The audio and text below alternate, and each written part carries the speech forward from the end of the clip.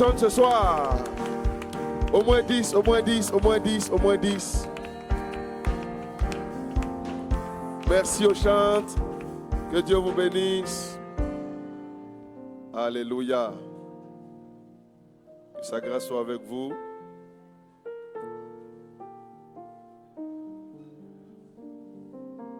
Alors c'est pour moi une joie ce soir de retrouver la famille. Alléluia. Alléluia.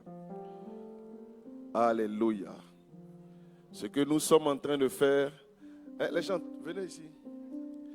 Il y a trop de vide. Ou bien vous pouvez occuper ici même tout ça. Devant, derrière, tout. Ceux qui sont là-bas, venez. Ça me... ma fille, tu es trop sapé, viens devant ici. Alléluia. Mais elle n'est pas sapée pour vous. Elle est sapée pour le frère.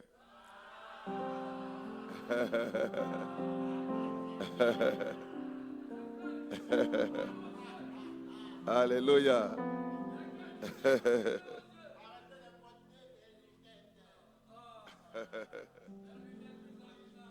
Alléluia. Gloire à Jésus.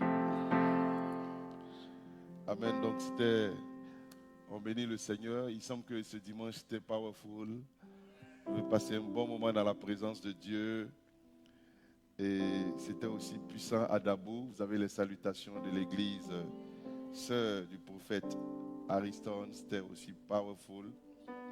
Dieu a encore fait grâce. Merci pour vos prières qui nous ont accompagnés. Alors, donc, aujourd'hui, le thème est juste une question.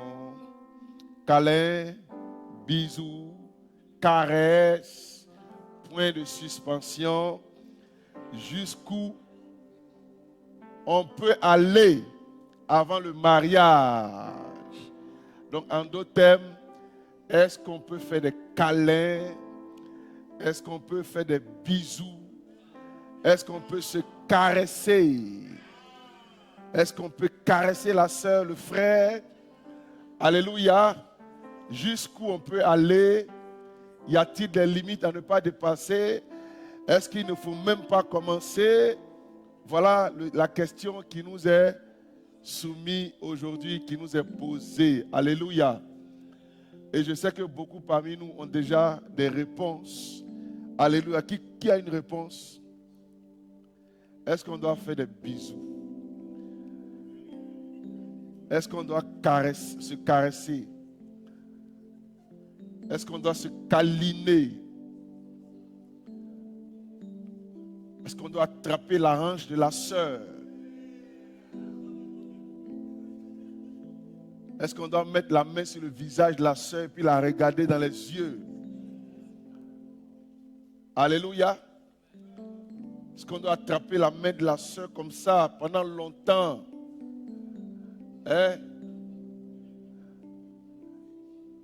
Ah, mais on prêche ensemble.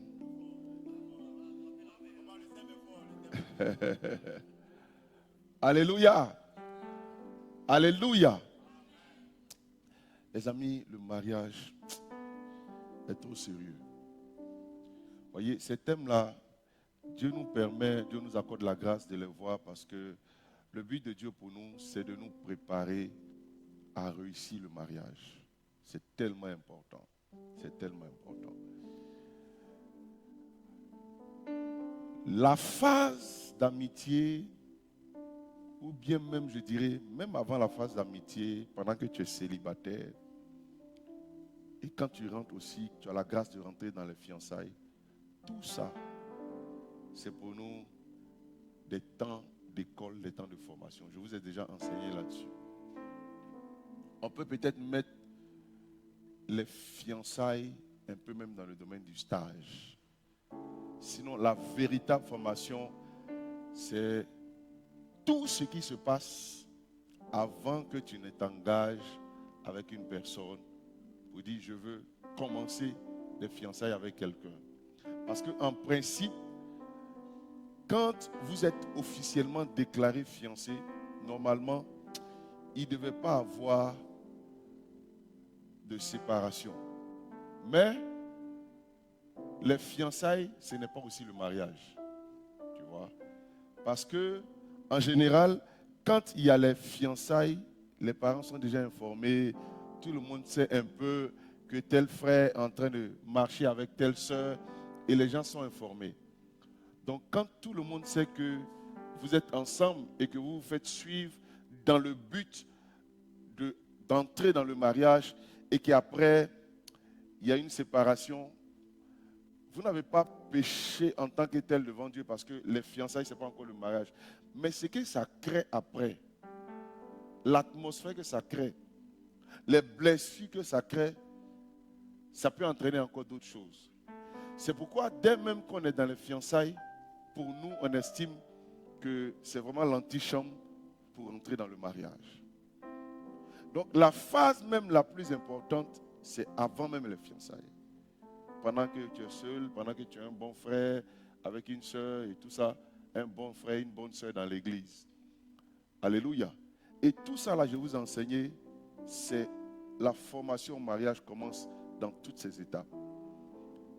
Si un frère, une soeur est un bon chrétien, une bonne chrétienne, qui apprend très tôt à craindre Dieu, à vivre dans la sanctification, elle est vraiment partie, il est vraiment parti pour être un bon conjoint. Alléluia. Alléluia. C'est vraiment important.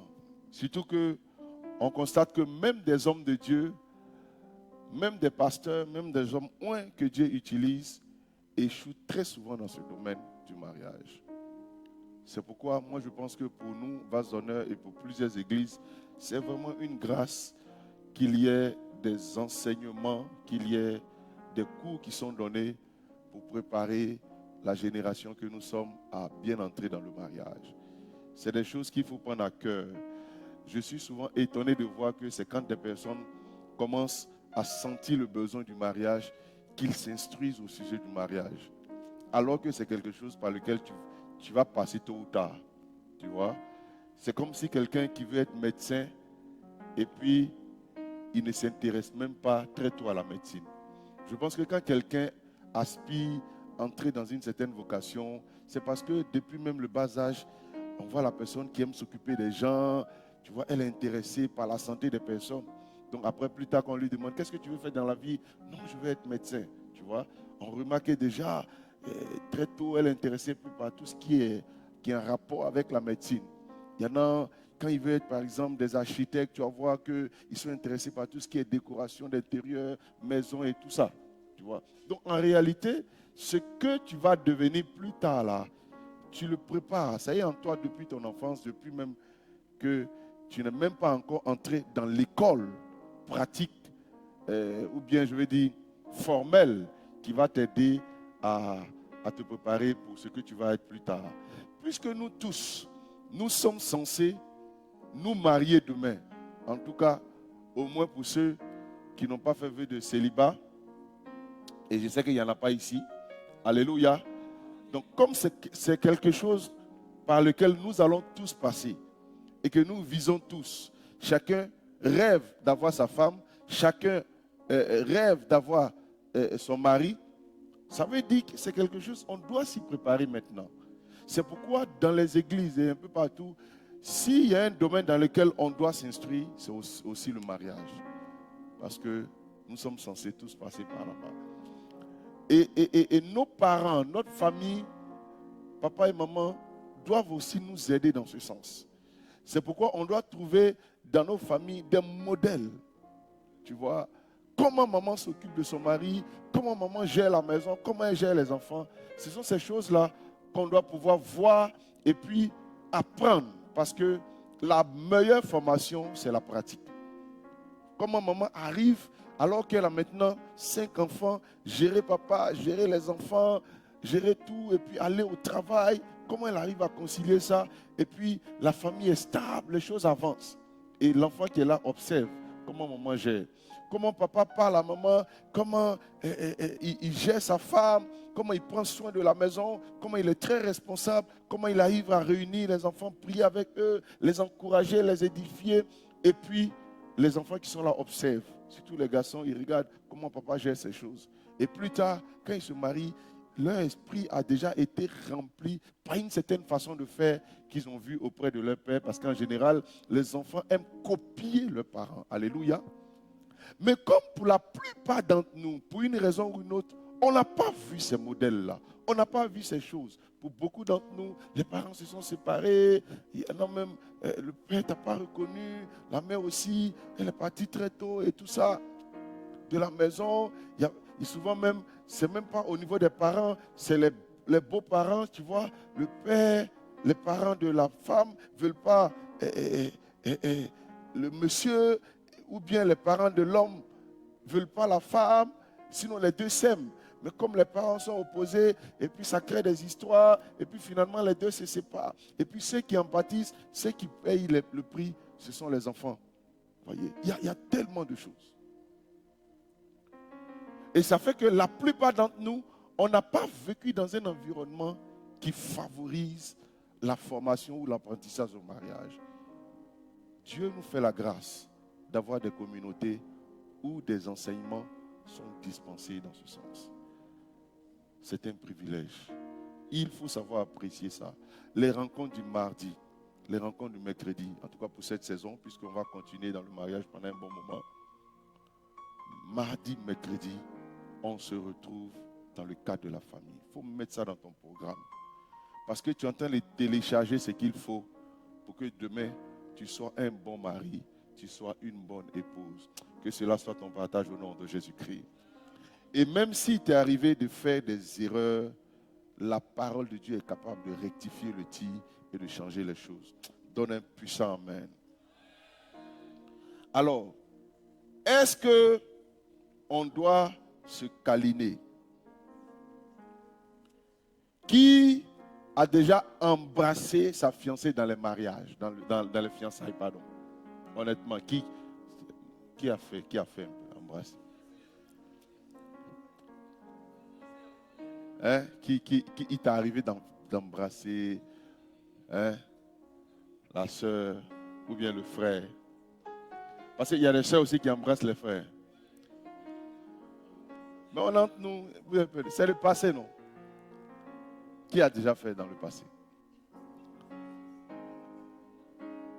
Voilà, voici notre soeur, elle est très honnête. Qui a fait? Voilà, c'est ça, c'est le bon frère. Et ça fait partie d'un critère important aussi pour réussir. La sincérité. Alléluia. Et on va le voir. Beaucoup de gens qui posent des actions et qui les cachent ne prospèrent pas, même dans le mariage. Parce que tu as semé de mauvaises semences. Si les fiançailles, si l'avant-mariage, c'est la saison de semences, c'est tout ce que tu es en train de faire pendant cette période-là qui va déterminer si tu vas réussir pendant le mariage. Or, la Bible dit, celui qui cache ses transgressions ne prospère point. Mais celui qui les avoue et les délaisse obtient miséricorde. Beaucoup de gens ne savent pas qu'ils ont déjà mis la main de l'ennemi dans leur mariage aussi longtemps qu'ils regardent leur couche dans les yeux pour dire on ne s'est jamais touché. Alors que avant même de venir, vous êtes limés. Vous ne savez pas que vous avez laissé l'ennemi entrer dans la relation. Oui. Il y a des gens en Bible on dit bois tôt. C'est des menteurs. Or, on dit que le Satan, c'est le père du mensonge. Alléluia. Avant même de venir, il a déjà mangé l'œuf de la sœur.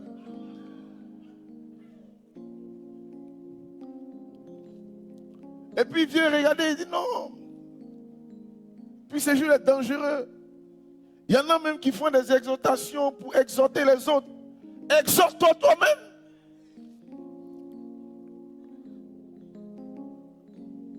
Alléluia.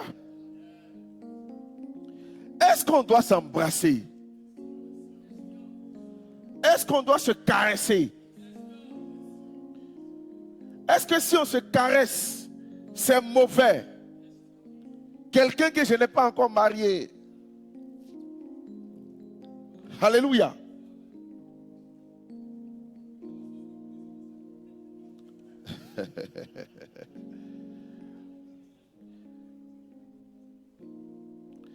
Est-ce que c'est un péché de faire, d'avoir des caresses, des bisous, des câlins? Qui croit que c'est un péché? Oui, on échange ensemble, mais c'est pas, il n'y a pas de piège dedans. C'est un péché?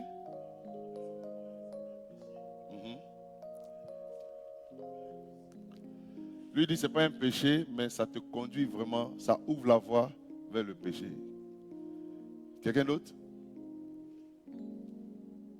Hein? Oui. C'est un péché? Oui, pourquoi? Parce que vous n'êtes pas encore marié. Mais donc quand vous commencez déjà, c'est le péché déjà. Ah bon, ok. Oui. Dieu te bénisse. Papa, moi, je pense que se câliner, ce n'est pas un péché. C'est pas un péché. Ouais, se faire des câlins, ce n'est pas un péché. Ok. Voilà. Bon. C'est ce que moi, je pense. Parce que, bon, quand tu te connais toi-même, c'est tranquille. Quand tu te connais toi-même. Maintenant, si tu sais qu'en te câlinant avec la sœur, ça peut créer quelque chose, là, ça devient péché. La Bible dit tout ce qui n'est pas conviction est péché. Ouais. Ah, ok. Donc, selon toi, on peut embrasser, caresser une sœur et puis ça ne va pas créer quelque chose. Non, là, ça peut créer quelque chose en fait. Mais elle a tout. Mais c'est ce que tu as dit. Parce que tu dis que c'est quand tu sais que ça va créer quelque chose que ça devient péché. Donc, ça veut dire qu'il peut arriver que tu embrasses, tu caresses et puis sans penser que ça va créer quelque chose. Embrasser cela, c'est... Est-ce Non, qu'on peut caresser, embrasser sans que ça crée quelque chose? Qui a déjà embrassé, caressé puis ça ne lui a rien fait? Lève ta main ici. Tu vas nous expliquer comment tu as fait ça. Moi, mais il veut aller à ton école aussi. Ton école, me plaît. Oui. Tu as déjà embrassé, caressé. Et puis ça t'a rien fait. Non, édifie-nous, mon fils. Ton école, me plaît. Amen. Oui. Bon, papa, c'était dans le monde. Voilà. C'était dans quoi? C'était dans le monde, papa. Moi, je m'étais dit qu'avec les personnes que je sortais, que j'aimais vraiment, je ne devais pas aller au rapport avec elles. Mais on pouvait s'embrasser, se câliner, tout ça. Donc, il y a déjà même passé une nuit complète avec une fille que j'aimais vraiment, mais rien ne s'est passé. On s'est juste... Vous êtes juste quoi?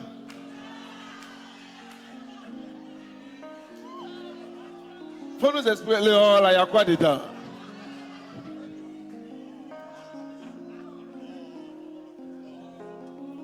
Non, papa, Donc, quand toi, dans là, tu l'as embrassé. Oui. Donc, toi, tu l'embrasses et puis il n'y a rien, quoi. Non, papa. Hein? Comme vous dites, Rien ne se passe dans ton corps. Hein, si rien ne se passe dans mon corps. Oui.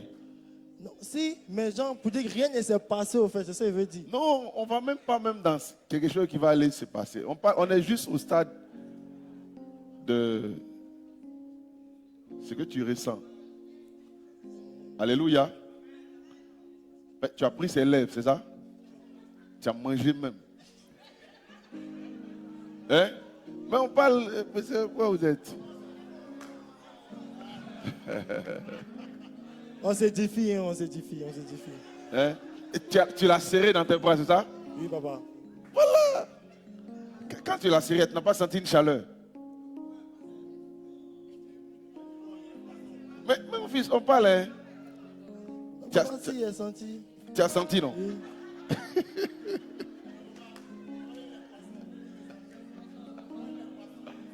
Alléluia. Gloire à Jésus. Gloire à Jésus. En réalité, le péché commence déjà dans les pensées. Alléluia. Alléluia. On va m'aider avec ce passage. Je le cherchais dans Matthieu, je n'ai pas retrouvé. Où Jésus interpellait, si quelqu'un regarde une personne pour la convoiter, la personne a déjà commis le péché dans le cœur. Pour que vous puissiez vous m'aider avec la com.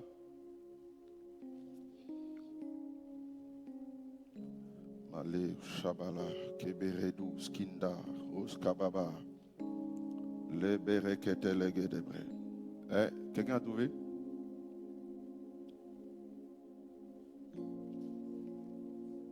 Oui, tu peux lire celui qui a trouvé.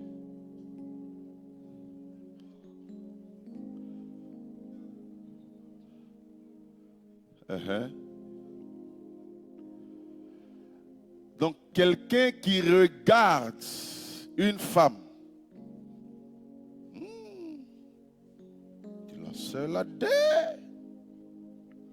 Quel morceau. Et si je pouvais la voir dans mes bras? Il y a femme et puis il y a femme. C'est quoi qui t'amène à aller prendre l'œuvre de la sœur là? C'est quoi qui t'amène à aller la prendre dans tes bras? Tu penses à quoi? Tu vois? Donc il dit si quelqu'un regarde une femme pour la convoiter, il n'est pas passé à l'acte, mais déjà dans sa pensée, il y a un film qui s'est fait. Il désire la voir avec elle. Pour Jésus, à ce moment-là, le péché est déjà consommé. Je pense que nous, dans notre dispensation même, les choses sont encore beaucoup plus compliquées. Puisque le péché commence à être déjà consommé dans les pensées. C'est pourquoi il faut fermer la porte à tous les accès de nos cœurs. Dans le passage, il dit, c'est du cœur que viennent l'impudicité, les adultères. Et en parlant du cœur ici, il parle aussi de nos pensées. Il faut protéger. Il dit, si ta main droite est pour toi une occasion de chute, coupe et jette loin de toi. Si ton œil est pour toi une occasion de chute, enlève et jette loin de toi. Oh, l'œil, regarde, l'œil n'a pas encore créé, n'est pas passé à l'acte. Je veux dire, quand tu regardes quelque chose là, ce n'est pas que tu es en train de faire la chose. Mais ton œil, tes yeux voient. Tes yeux ont vu la forme. Tes yeux ont imaginé la forme de la sœur. Tes yeux ont imaginé le frère. Pour le ciel, puisque le péché c'est d'abord quelque chose de spirituel, le péché est déjà consommé. Et c'est après que ça vient à la manifestation. C'est pourquoi beaucoup de gens qui sont tombés dans l'impudicité et tout ça, eux, mais ils sont honnêtes. Ce n'est pas venu par hasard. Tu savais ce jour-là que si tu partais visiter la sœur, il allait avoir quelque chose. Tu sentais. Et il y a quelque chose qui te dit, non, n'y va pas. Il y a une autre voix qui te dit, non, il faut aller un peu. Ça va aller. Tu vas tenir. Non, non. Et puis tu luttes un peu, tu luttes. À un moment donné, tu écoutes la voix qui te dit, non, il faut partir. Mais cette voix qui te dit, non, il faut partir, tu sais qu'elle est en train de te conduire vers la chute. Mais tu y vas quand même. Et à un moment donné, la voix de l'esprit, elle devient petite. Elle ne parle plus trop beaucoup. Parce qu'elle ne va pas te mettre la pression. Celui qui veut te faire pécher là, c'est lui qui te met la pression. Non, il faut y aller, rien ne va arriver. Il faut y aller, il faut y aller. Mais le péché a déjà été consommé. Parce que tout s'est passé dans ta tête. Tu as commencé à imaginer même la sœur. Alors que tu t'assois avec la sœur sur le lit de la chambre de cité, elle est à ta gauche, vers le côté de ton cœur. Et tu prends ta main sur son visage. Tu descends sur sa poitrine. Et puis tu descends. Et puis il y a un blocage. Et puis tu dis non, malgré le blocage, je vais aller encore plus loin. Tu sens la voix qui te parle.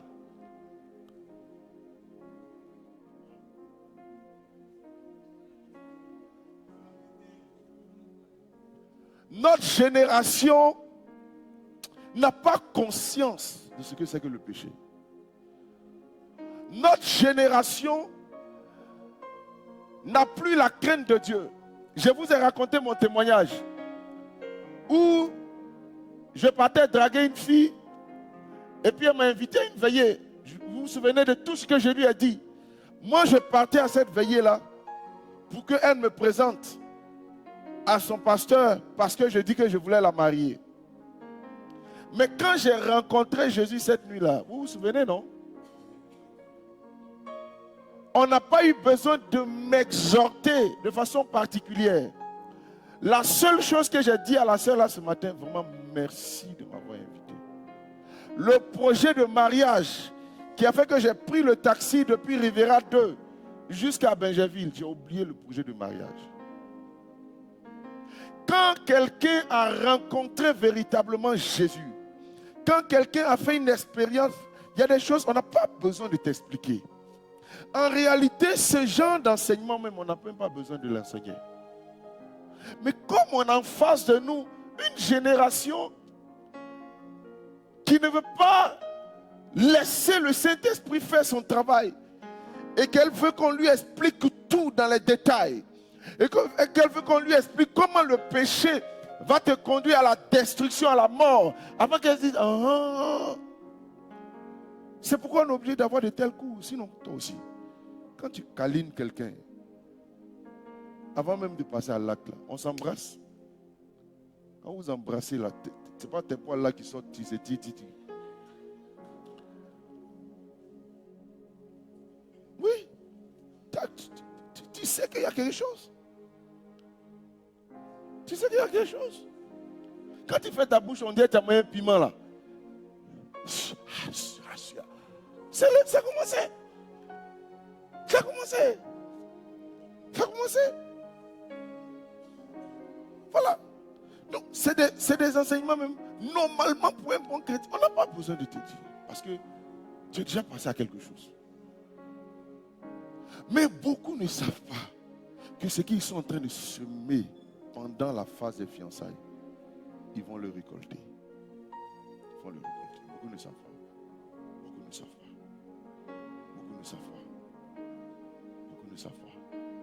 Beaucoup ne savent pas que la façon dont tu fais les fiançailles, là, ça va déterminer comment ton mariage va réussir. À condition que tu te répandes. Celui qui cache ses transgressions ne peut pas prospérer. Mais celui qui les avoue et les délaisse obtient miséricorde. Les gens qui se répandent d'être tombés, les qui se répandent sincèrement d'être tombés dans le péché, Dieu leur fait grâce. Mais les gens qui gardent, parce que nous sommes dans une saison, dans une dispensation où Dieu fait grâce. Le sang de Jésus crie plus fort que le sang d'Abel. Le sang d'Abel, c'est le sang de l'homme qui n'est pas régénéré.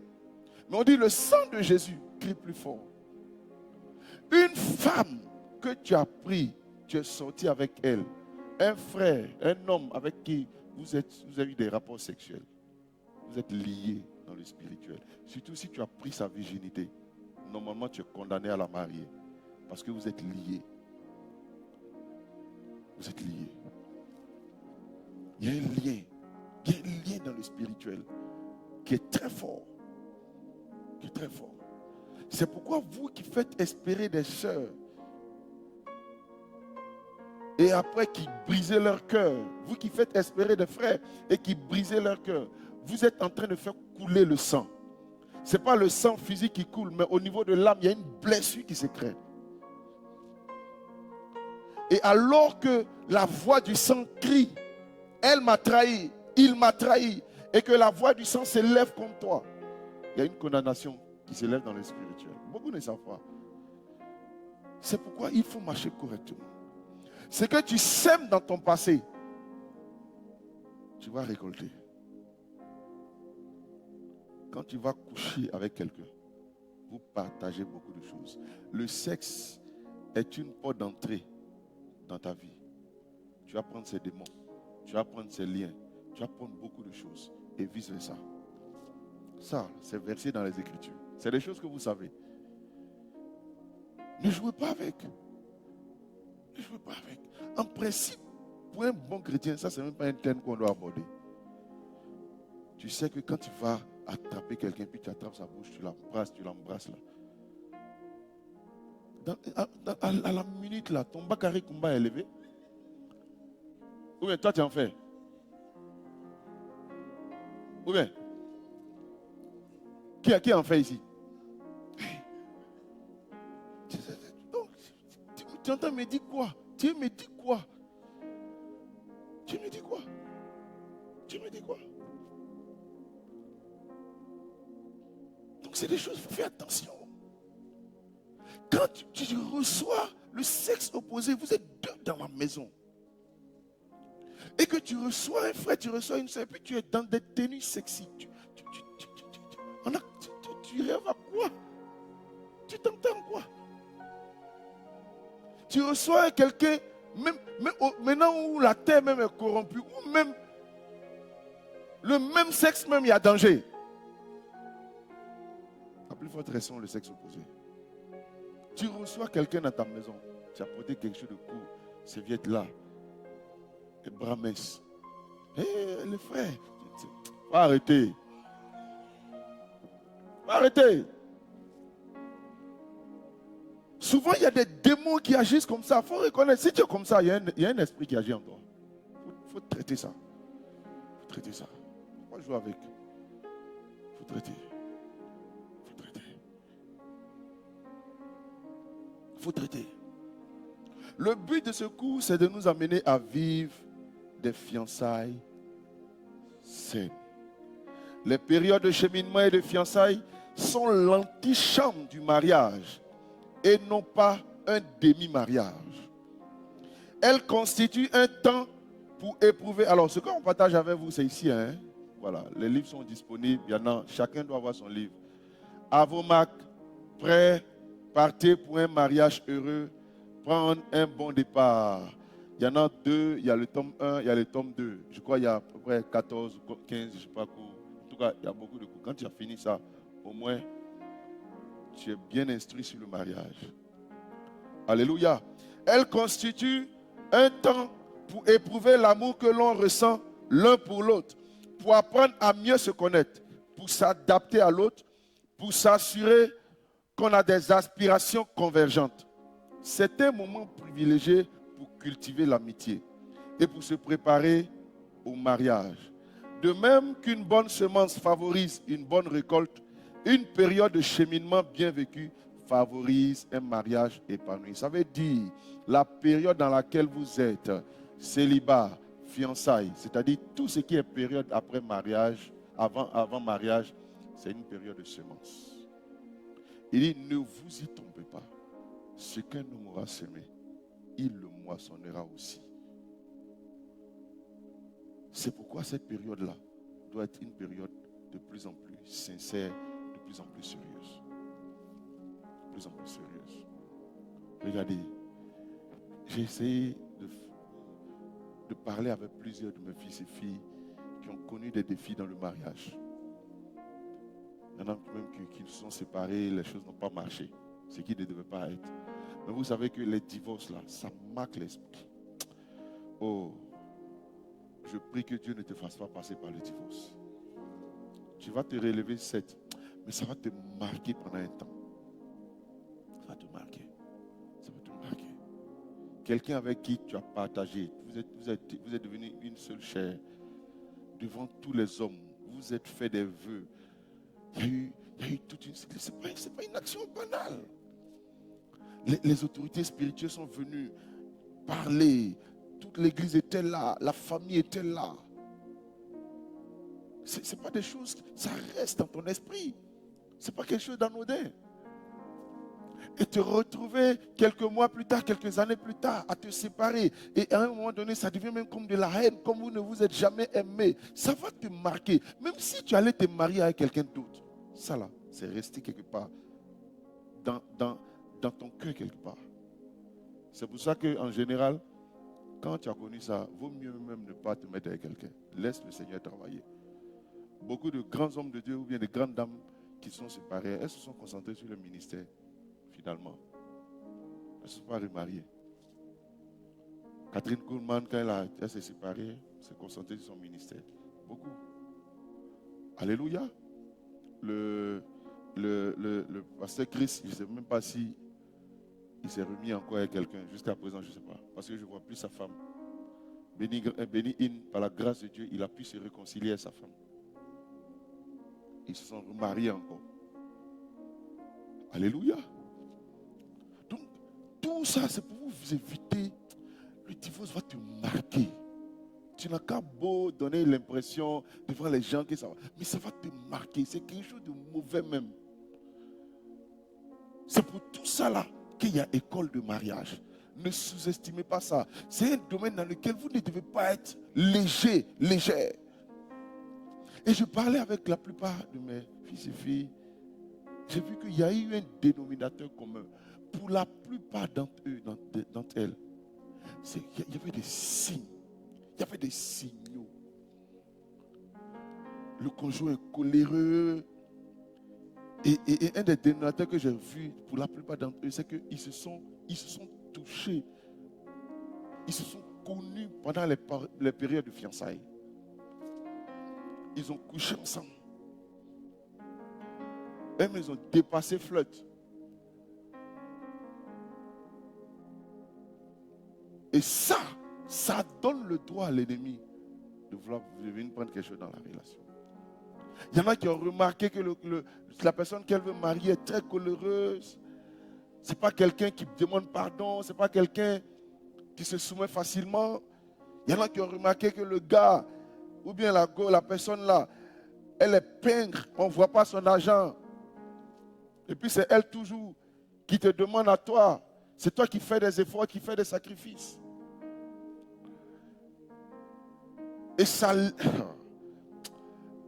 la période avant mariage, moi je trouve que c'est la période la plus importante.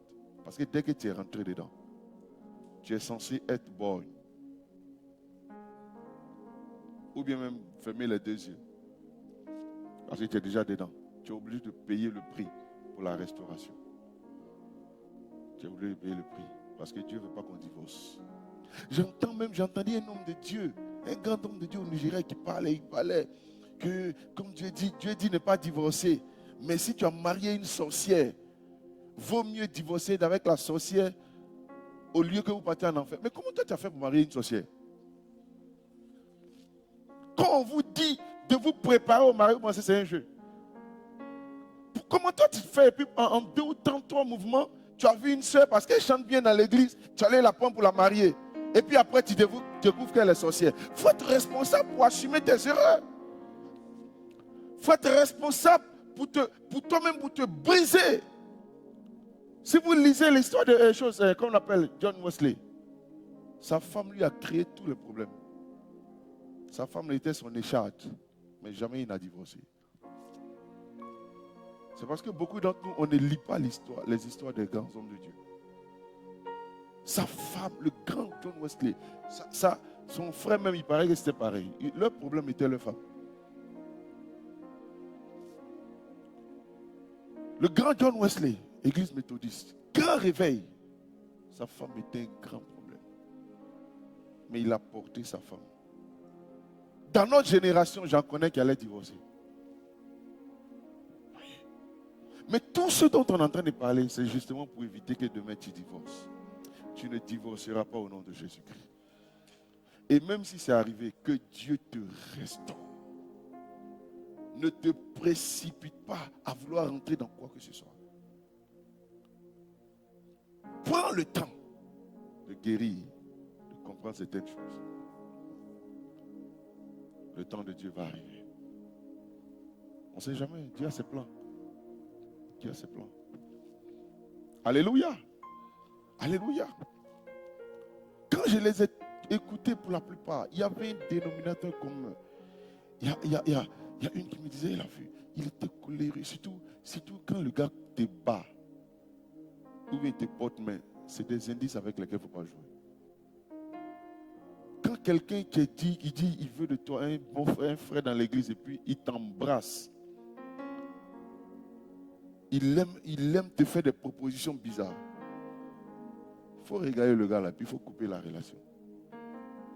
Ça, c'est des signes qui montrent que ça va chauffer plus tard. Ça va chauffer plus tard. S'il n'a pas suffisamment de crainte de Dieu pour vivre des fiançailles selon Dieu, quand vous allez vous marier, ce sera un laisser-aller. Ce sera un laisser-aller. Il ne faut pas être surpris même que ta bonne là, il finisse à elle. Oui. Et pendant les fiançailles, pour ce que j'ai écouté, les signes étaient là. Couche avec la nièce. Couche avec le frère. Dans la maison. Et pour la plupart d'entre eux, les signaux montent, les signaux. Il y a une de mes filles là, elle c'était. Il y a un homme de Dieu qui ne la connaît pas. Et l'homme de Dieu est un prophète. La possibilité. Ma soeur, attendez, je vais vous parler. Et puis là, il lui dit, je vous vois dans une robe. Et votre robe de mariage. Et votre robe de mariage est tachetée de sang. Qu'il a donné son contact, qu'il veut la rencontrer. Il ne la connaît pas. Et après, il les a reçus. Quand il les a reçus, il a donné les paroles, il a dit à l'homme, le gars là, sa vie est trop compliquée. Il ne faut pas te marier à lui. Dans sa mère spirituelle, d'autres donnent des signes. Lui là, voici comment il est. Ça parle. Mais elle veut se marier.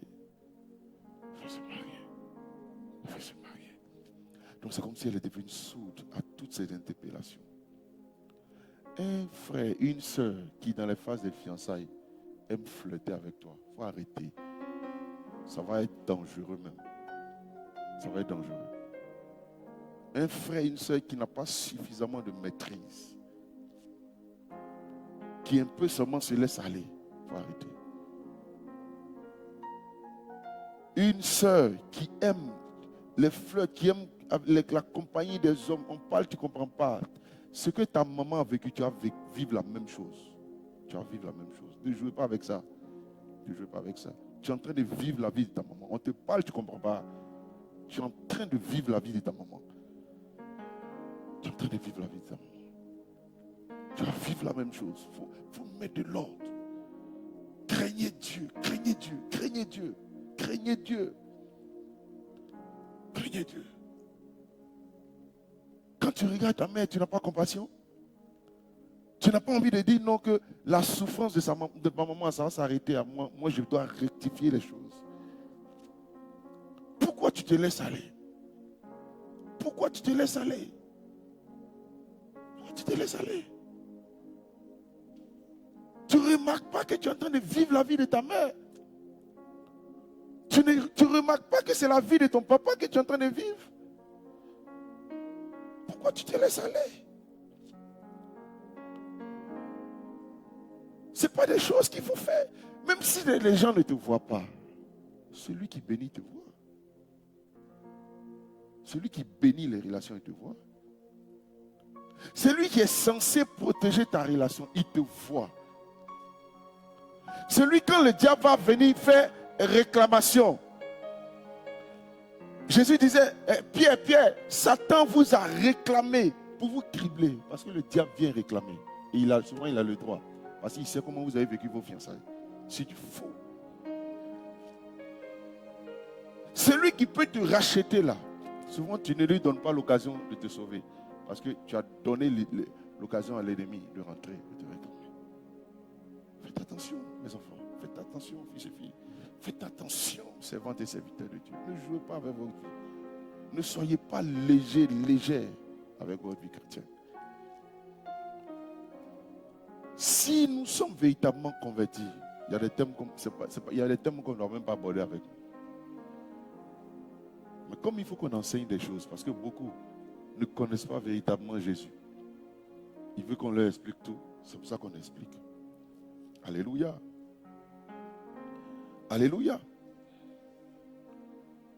Je vais poser une question. Est-ce qu'il y a un péché de rompre les fiançailles?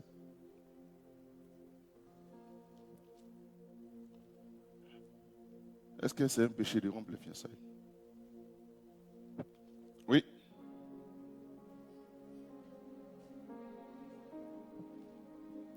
Personnellement, moi, je pense que ce n'est pas un péché.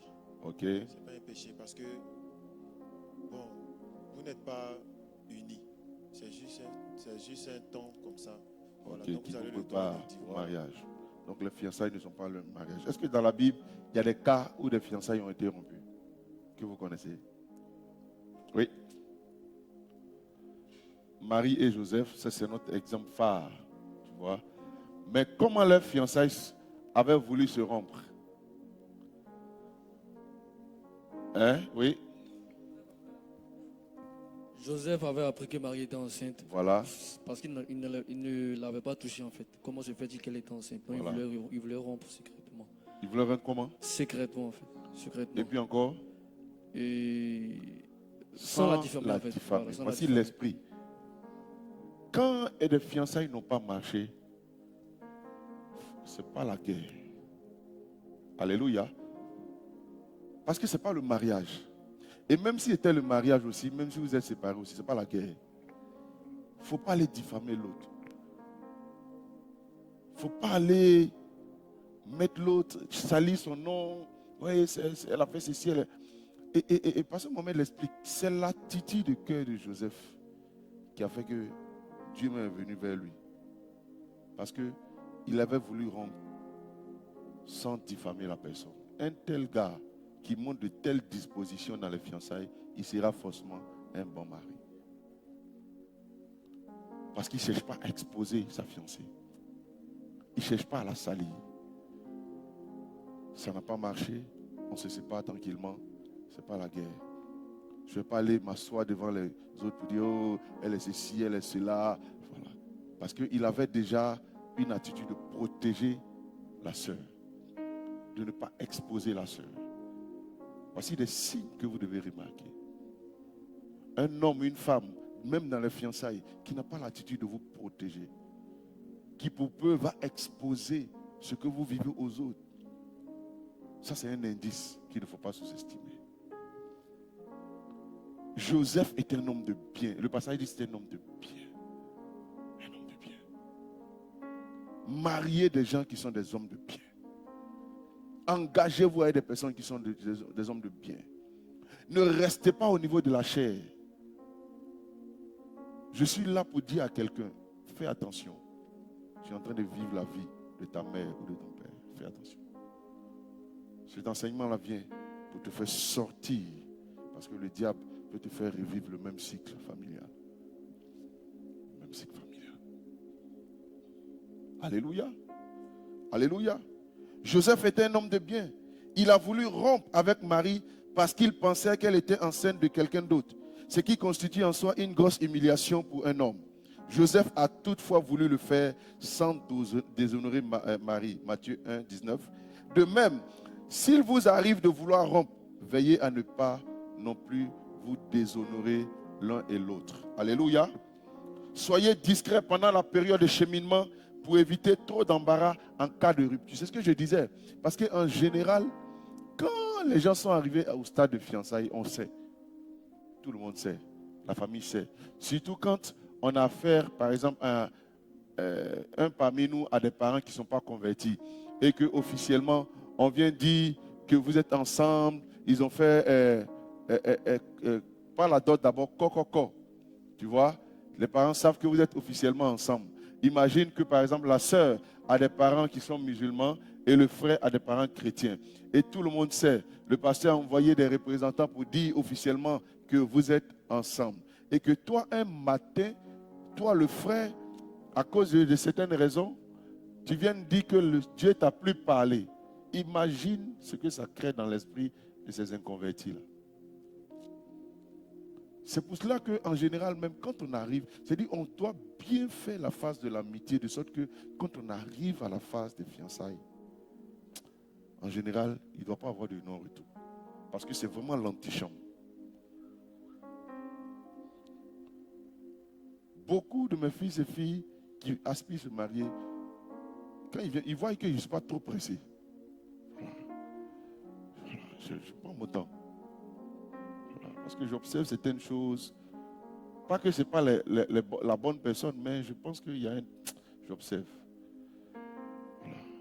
Si vous êtes spirituel, ne le prenez pas mal. Dieu est en train de préparer quelque chose. Quand vous suivez un père, faites-lui confiance. Faites-lui confiance. Ce n'est pas tout qu'on parle. Souvent, même la patience, quand on vous fait attendre, ça peut être une voie de Dieu pour vous. Prenez le temps d'affermir votre relation. Et si dans cette période, vous-même vous constatez que vous tombez, vous glissez, c'est justement pour ça que le pasteur est patient. Peut-être il ne vous a pas vu tomber, mais Dieu utilise sa patience pour vous dire que c'est plus le temps de mettre de l'ordre, au lieu de chercher à vous précipiter pour qu'on vous marie vite, parce que ça risque de se passer mal. Profitez de ce temps-là pour régler ce qu'il y a à régler. Parce que Dieu parle tantôt d'une manière, tantôt d'une autre. Alléluia. Alléluia. Alléluia. Si vous voulez vous marier, vous voyez certaines réticences au niveau de vos parents, de vos pères spirituels et tout ça. Ne négligez pas. Pour certains, tu peux avoir par exemple affaire à des parents qui sont contre ta relation à cause de leur foi. Par exemple, ils sont carrément d'un autre bord, donc ils ne veulent même pas que tu maries quelqu'un qui est chrétien. C'est vrai que c'est une raison. Tu as dit non, ils sont contre ma foi, c'est vrai. Mais il faut être patient jusqu'à ce que le Seigneur transforme leur cœur. Voilà. Si tu peux encore patienter, il faut le faire. On a le cas d'une de nos filles ici, dont la mère est chose. Musulmane, la famille est musulmane et puis elle s'est convertie. Et puis donc, déjà même sa conversion dérange. Vous connaissez un peu le contexte. Et elle chemine depuis longtemps avec un frère. La famille ne veut même pas en entendre parler. Et on est arrivé, il y a eu tellement de choses, ça dure tellement. À un moment, quand ils sont venus me voir, parce qu'il ne faut pas faire avancer les choses. Parce que souvent, quand la situation dure tellement et que tu sens l'opposition au niveau des parents, tu sens que ce n'est pas nécessaire, mais bon, à cause d'une question de trucs, machin, tu as tendance à vouloir dire, tu vas outrepasser pour aller.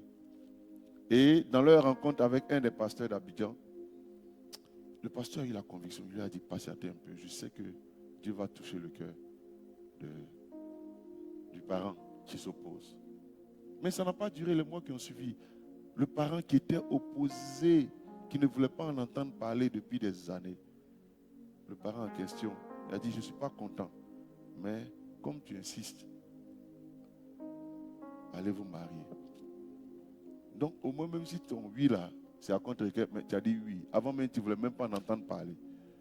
Donc on saisit ton oui de contre-cœur là, et puis on va commencer quelque chose avec. Et c'est dans ça qu'ils sont en ce moment. Alléluia. Alléluia. Mais pour le frère en question, c'est aussi un message que Dieu est en train de lui donner. Lui dit, l'enfant que tu vas marier là. De toute façon, il y a eu beaucoup d'opposition jusqu'à ça a duré des années là. Il ne faut pas jouer à l'enfant. Pour ne pas que tout ce que les gens pensaient, tu viennes confirmer ça avec ton attitude. Alléluia. Alléluia. Alléluia. Même si l'on n'a pas fait un bon choix initialement, ce choix devient automatiquement la volonté de Dieu dès que nous sommes mariés. Le divorce n'est pas une option. La Bible déclare que celui qui divorce et se remarie commet un adultère. Le mariage est une alliance qui fait devenir une seule chair. Le divorce est une sorte d'amputation. Il cause des blessures très vives. C'est ce que je disais. C'est pas facile. Et je prie constamment pour tous ceux qui ont connu ce genre de choses. Parce que souvent, ça ne dépend pas de... Voilà. C'est vraiment quelque chose peut-être qui est arrivé de l'autre. Parce que si le conjoint inconverti veut se séparer, tu ne peux pas. La Bible dit que tu es libre. Mais ça crée des blessures. Ça crée des blessures. Que cela ne vous arrive pas au nom de Jésus-Christ. Si un couple traverse des difficultés, il doit œuvrer pour trouver une solution pour se maintenir. Les statistiques montrent que ceux qui divorcent et se remarient ont une forte probabilité de divorcer encore. Vous comprenez? Parce que le problème que tu n'as pas voulu résoudre, qui t'a mené à partir, comme Dieu, chez lui, on ne saute pas de classe. Comme le but de Dieu, c'est de te bâtir, ce n'est pas de te faire courir. La même chose là, tu vas rencontrer ça là-bas. Et si tu ne veux pas aussi patienter, renoncer à toi-même pour valider l'UV du renoncement à soi, de la patience, tu vas encore courir et ainsi de suite. Parce que beaucoup pensent que le problème c'est l'autre. Ils ne savent pas que le problème c'est d'abord eux. Si rien ne change en toi, rien ne changera autour de toi. Alléluia. Il dit, garde ton cœur plus que toute chose. De lui viennent les sources de la vie. La vie dans ton mariage vient de ton cœur. Le bonheur dans ton mariage commence par toi-même. Alléluia. L'amour est plus fort que tout. Tu peux avoir affaire à un conjoint qui est compliqué. Mais ton attitude peut changer les choses. Ton attitude peut changer les choses. Alléluia. Quand tu arrives à un stade, tu dis, je n'en peux plus. Pasteur, je n'en peux plus. Et c'est justement ce genre de choses que le diable veut que tu dises.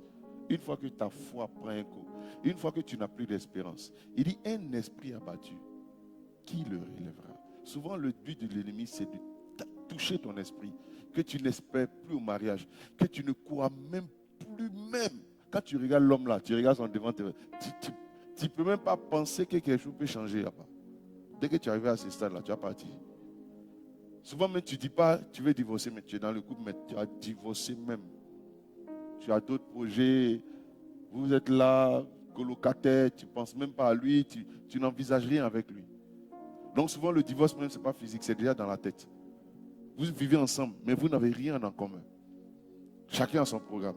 Et beaucoup vivent comme ça. Je refuse que cela soit ton partage. Le seul cas où le divorce est envisagé dans la Bible est le cas de l'infidélité. Et même dans ce cas, le divorce ne doit pas être un recours systématique. En cas d'infidélité, il faut privilégier le pardon. Les deux autres cas, je vous ai dit, c'est la mort du conjoint et le cas où c'est le conjoint qui est inconverti, veut partir. La Bible dit que tu n'es pas lié pour autant. Donc, il faut vivre sainement le mariage. Prenons 1 Corinthiens 6, 18, 19.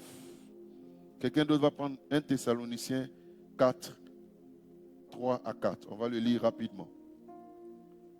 On va le lire rapidement. Les amis, s'il y a une chose qu'il faut fuir comme la peste, c'est l'impudicité. Fuyez l'impudicité. Quelque autre péché qu'un homme commette, ce péché est hors du corps. Mais celui qui se livre à l'impudicité pêche contre son propre corps. Ne savez-vous pas que votre corps est le temple du Saint-Esprit qui est en vous, que vous avez reçu de Dieu et que vous ne vous appartenez point à vous-même? Alléluia. Il dit fuyez l'impudicité. Fuyez. Ne créez pas des occasions pour que l'impudicité arrive dans votre maison et puis vous allez chercher à lutter. Mettez-le loin là-bas. Quand vous le voyez courir pour arriver voir votre maison, fermez-lui la porte. Ce n'est pas l'occasion d'aller te retrouver dans la chambre avec le frère et la soeur et puis de dire que tu vas lutter. Non. Ne mets même pas les pieds là-bas. N'arrive pas là-bas. N'arrive pas là-bas. Parce que ça ne connaît pas son pasteur. Ça ne connaît pas son bishop. Personne n'est en fer. Si tu t'amuses avec ce jeu, tu vas tomber. On prêche ici, on prêche ici. Il y en a qui s'enseignent dans l'église. Faut arrêter. Je vous ai dit quand on prêche, vous jouez avec ça. Dieu va vous exposer. Dieu va vous exposer. Dieu va vous exposer. Dieu va vous exposer. Hein? Il dit, il n'y a rien de caché qui ne doit être découvert. Vous jouez. Un matin, tu seras exposé. Un matin, tu seras exposé. Ce que tu fais dans le ça va sortir tôt ou tard. Tu ferais mieux d'arrêter. Tu ferais mieux d'arrêter. Tu ferais mieux d'arrêter. Reste pas, tu ferais mieux d'arrêter. Tu ferais mieux d'arrêter. Ce que tu fais dans le secret, ça va sortir. Ça va sortir. Ça va sortir. Je te dis, ça va sortir. Tu ferais mieux d'arrêter. Tu ferais mieux d'arrêter. Tu ferais mieux d'arrêter. 1 Thessaloniciens 4, 3, 4. Ce que Dieu veut, c'est votre sanctification. C'est que chacun de vous vous asseignez de l'impudicité. Que chacun de vous sache posséder son corps dans la sainteté et dans l'honnêteté. Chacun doit savoir posséder son corps. Tu vois, il ne te demande même pas de prier, Seigneur, oh, viens me délivrer. Toi, tu allais te mettre dans la chambre avec la soeur. Il n'a qu'à venir te délivrer comment? Il faut posséder ton corps. Dis à ton corps, je ne vais pas dans cette chambre. Dis à ton corps, je ne vais pas rendre visite. C'est comme ça que ça commence. Que chacun sache posséder son corps. Tu t'es laissé aller. Tu es arrivé maintenant aux portes. Les lèvres de la sœur sont là. Et puis maintenant, tu es en train de faire quoi? Tu as mangé? Tu as mangé? Tu as mangé? Tu as mangé? Faut arrêter. Faut arrêter. Touche ton frère et dis, faut arrêter. Alléluia. Que chacun de vous sache posséder son corps. Et c'est là que parmi nous beaucoup butent. Il faut savoir posséder ton corps. Il faut savoir te maîtriser. Quand tu sens des envies, entre en prière. Il dit veillez et priez afin que vous ne tombiez pas dans la tentation. Le diable vient avec des formes de tentation. Et la Bible t'a déjà donné des secrets. Entre en prière. Entre en prière. Si tu sens que pendant un bon moment, tu sens des pressions, pourquoi tu ne prends pas des jours de jeûne? Pourquoi dans cette période, tu ne dis pas j'ai jeûné? Et puis tu te laisses aller. C'est un combat. C'est un combat. C'est un combat. Depuis un bon moment, tu sens une propension à la hoko. Pourquoi tu ne prends pas des jours de jeûne? Pourquoi tu ne prends pas des jours de jeûne? Pourquoi tu ne rentres pas en combat? Et puis tu te laisses aller. Alléluia. Il faut combattre. Que chacun de vous sache posséder son corps. Sache posséder son corps. Il ne faut pas te laisser aller. Parce que ce que tu sèmes dans les fiançailles, tu vas le récolter tôt ou tard. Tu vas le récolter. Les amis, le Seigneur nous parle. On a commencé à vivre. L'église est devenue faible. L'église est devenue faible. On joue avec le péché. On joue, les gens jouent. Et puis viennent prendre le micro, tu chantes. Tu chantes. Et puis tu tournes ta voix dans les chants. Faut arrêter. Tu as embrassé samedi. Puis tu viens prendre le micro consacré. Puis tu chantes. Oh Dieu. Tu pleures dedans pour moi. Pendant même que tu adores, le Saint-Esprit te montre le film d'hier. Tu fais comme tu n'as pas vu.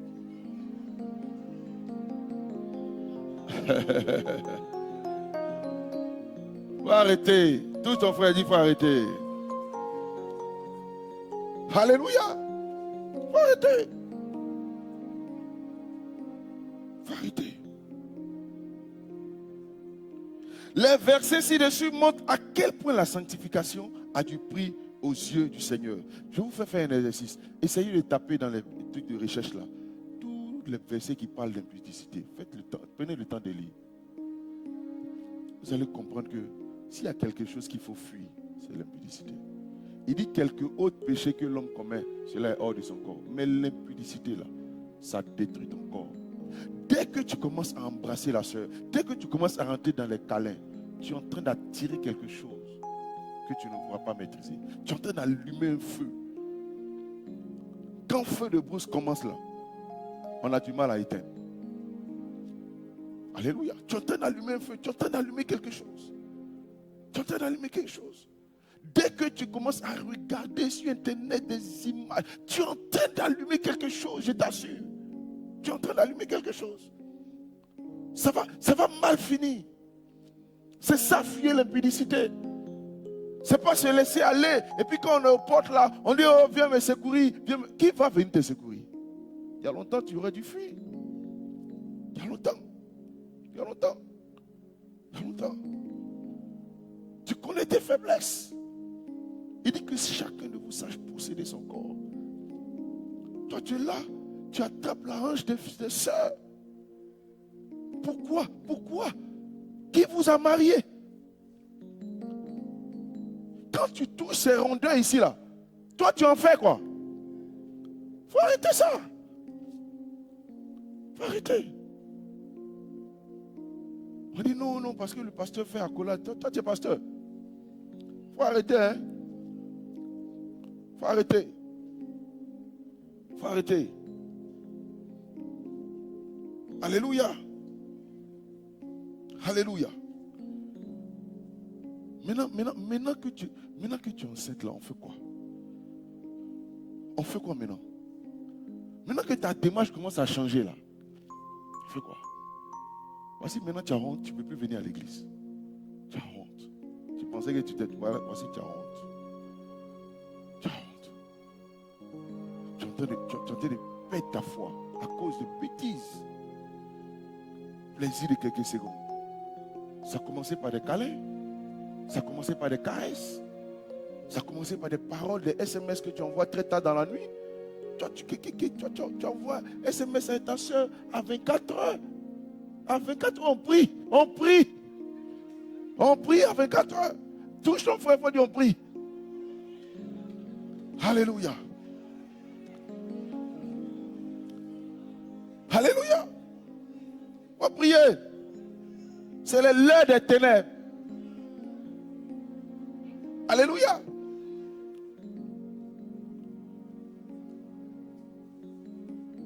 Les versets ci-dessus montrent à quel point la sanctification a du prix aux yeux du Seigneur. L'impudicité vient du mot grec porneia, qui représente toutes sortes de relations sexuelles. La fornication, c'est-à-dire les relations sexuelles hors du mariage. L'adultère, c'est-à-dire les relations sexuelles avec une personne autre que son conjoint dans le mariage. Les relations sexuelles avec un ou une divorcée. L'inceste, c'est-à-dire les relations sexuelles avec un proche parent. L'homosexualité, c'est-à-dire les relations sexuelles avec une personne du même sexe. La zoophilie, c'est-à-dire les relations sexuelles avec les animaux. Hey, Maklakam. La convoitise, comme le disait Jésus, celui qui convoite déjà a commis l'acte dans son cœur. Matthieu 5, 28. Tout ça, c'est ça qui est impudicité.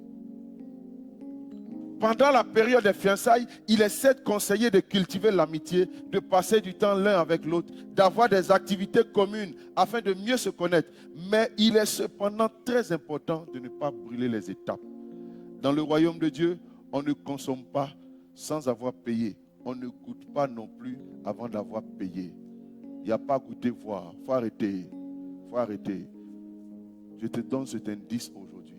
Si tu as fait à une sœur qui a tendance, parce que les sœurs, la plupart du temps, en tout cas ça existe, mais elles ne te dévoilent pas comme ça. Elle a des systèmes de calage.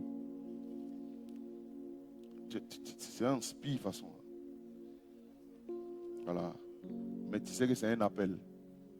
Tu remarques une telle sœur, il faut fuir. Il faut fuir. Il faut fuir. Alléluia. Voilà, une telle sœur qui aime t'inviter toi seul, il faut fuir même. Il faut fuir.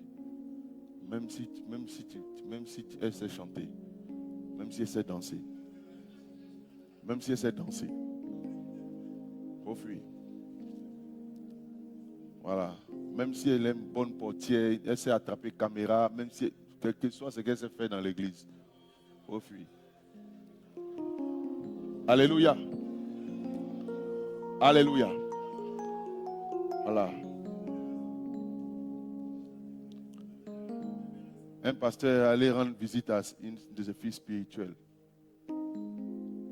Oui, c'est la seule, un peu innocent façon. À un moment donné, la fille vient. Hé, papa. Et puis elle s'assoit sur son pied comme Tiama. Lui aussi, au lieu de relâcher. Il dit, hey, ma fille. Il dit, ça n'a même pas fait 2 temps, 3 mouvements. Il était au paradis. Avant qu'il se rende compte, l'homme de Dieu, ouais. Un pâle si les démons tremblent. Et je ne veux pas ça, hein? Ne jouez même pas. Ma fille. Qu'est-ce qu'il dit à fille? Avant dimanche. Oh. Faut courir, frère, faut courir. Il n'y a pas de fille ici. Alléluia. Alléluia. Il n'y a pas de fille ici. Il n'y a même plus fille. Il n'y a plus fille même. Il y a phare. Au phare. Donc, quelles sont les balises qu'on peut se donner pour éviter de tomber dans ces choses? Il faut se donner les balises.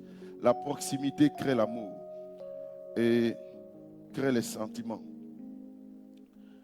Voilà. Donc, il ne faut pas baisser la garde. Pour éviter tout risque de compromission, voici quelques règles. Ne recevez jamais votre cheminant chez vous alors que vous êtes tous seuls. Ah, ça c'est des choses avec lesquelles souvent on joue. Faites l'effort.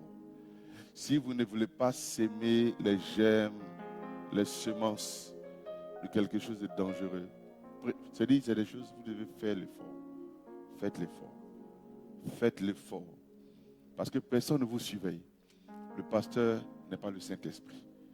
Les frères aussi de l'église, ils ne sont pas constamment avec vous. Voilà. Donc, les gens ne vont pas être... Qui va passer son temps à toi te surveiller tout le temps? Tu le payes? Chacun a ses affaires. Donc c'est vous deux qui devez veiller sur vous. Alléluia. C'est vous deux.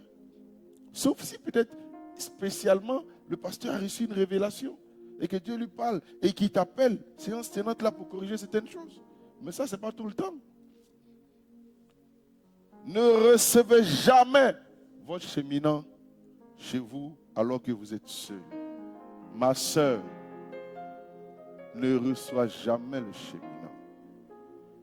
Frère, s'il y a une soeur qui aime te recevoir seul à seul, il faut quitter là-bas. Quelle que soit sa bellesse, sa beauté, il faut quitter. S'il y a un frère qui aime que tu viennes lui rendre visite seul à seul, c'est un piège. C'est un piège. Il a déjà préparé le calage. Tu risques d'être... Comment on fait ça? Hein? Alléluia. Ne priez jamais et ne méditez jamais ensemble tout seul dans un lieu à huis clos, de jour comme de nuit. Il y a beaucoup de jardins à Boaké ici, jardins publics. Allez prier là-bas. Vous aimez tout ça. C'est quelle prière vous deux, vous êtes dans la chambre? Vous êtes fiancés. C'est quoi ça? Arrêtez. On te voit venir. Il faut arrêter. Alléluia. Priez ensemble, mais allez dans les lieux publics. Allez dans les lieux publics. Allez dans les lieux publics. Quelle que soit la spiritualité du frère, même si c'est un respo, même si c'est un AP, même si c'est une APES. Alléluia. Et que te dit, viens chez moi, on va prier. Tu es dans mon j'aime. Viens. J'aime des. J'aime. Que Dieu nous aide avec les j'aime. Alléluia. Viens que je fasse ton suivi. Tu es dans mon j'aime. Viens. Faut lui dire, j'aime pas ça. Ici dans ton j'aime, mais ça là, j'aime pas.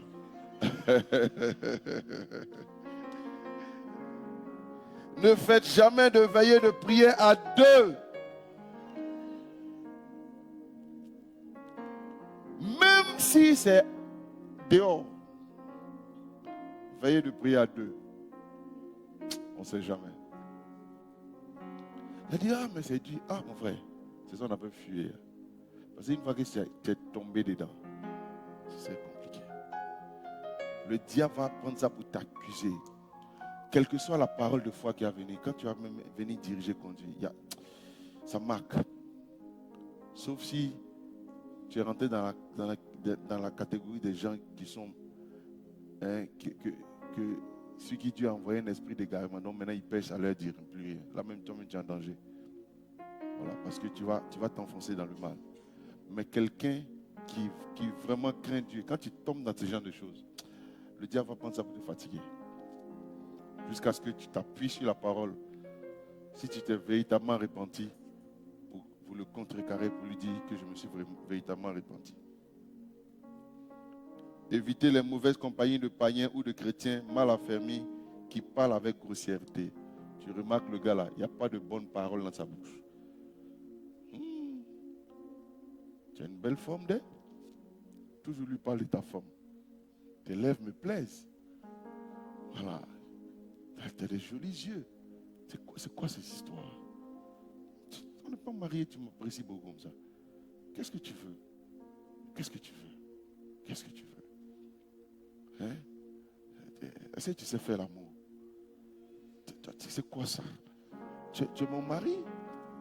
Tu es ma femme? Hein? Hein? Il y a quoi encore? Vous savez, prêchons ensemble. Peut-être hier même on t'a dit un peu. Alléluia. Faut éviter. Si Dieu fait la volonté de Dieu, pardon, il y a des choses qu'il faut éviter. Ne te laisse pas aller, frère. Sœur, ne nous laissons pas aller. L'église a besoin d'être forte. Ne donnons pas accès à l'ennemi. Ne fragilisons pas ce que Dieu est en train de faire. Alléluia. Il faut éviter. Petit message la nuit. Petit message. Tu es habillé comment? La nuit là, tu veux savoir comment il s'est habillé? Tu es fait quoi mon habit? Il a dit non, prends une photo pour moi. Pourquoi il t'a envoyé une photo? Et puis toi aussi tu prends. Toi tu envoies là mais tu n'es pas clair. Oui, c'est le moment de le caler.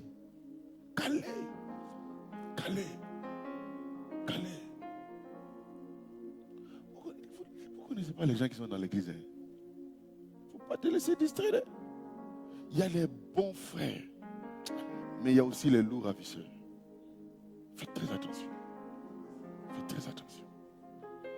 Il y a des bonnes sœurs, mais il y a les quoi? Loseuses ou bien louves ravisseuses. Louve ravisseuses. À Kodesh, on raconte l'histoire d'une aînée dans le groupe de louanges. Il pleuvait un soir après le culte.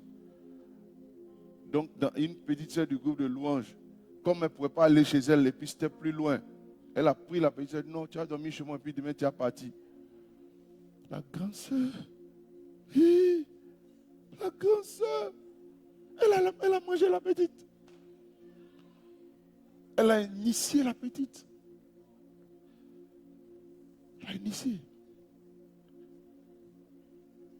Faites attention, hein. Église là, c'est hôpital.